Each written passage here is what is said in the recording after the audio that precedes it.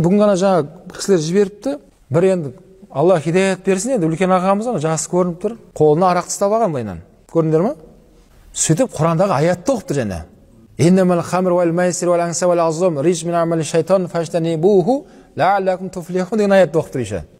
Расында маскүнемдікке алып баратын әрбір ішімдік, құмар, бақсы, балгер бәрі шайтанның амалынан тыйылыңдар, мүмкін құтыларсыңдар деген аятты оқиды да, қолына арақ тастап алған бірақ бұл дейді мәдениет мынау дейді. Бұл харам деген сөздің мағынасы алып қойыңдар деген сөз дейді. Бұл не әңгіме бұл? Астағфиралла.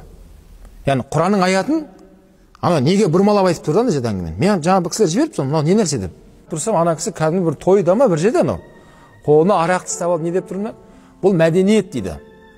Бұны мәдениетті мынау арақты дейді, шамасы келген адамдар ғана ішеді дейді. Бірақ шариғаттың тыйым салып тұрған ана дубль мас болудан тыйып тұр сен дейді. Болудан тыйып тұр сен дейді.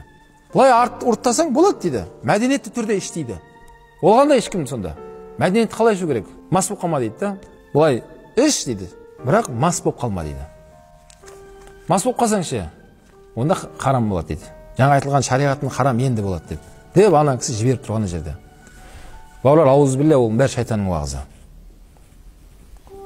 Алла сақтасын, бауырлар, қиямет жақындап келетір негізінде. Қиямет жақындаған кезде осындай шайтанның уағыздары көбейеді, бауырлар. Алла сақтасын. Қиямет жақындаған сайын мына руханият, иманды адамдар ақырындап кете береді екен өзі. Расул айтады, дін ғариб болып келді, ғариб болып кетеді деген ғой.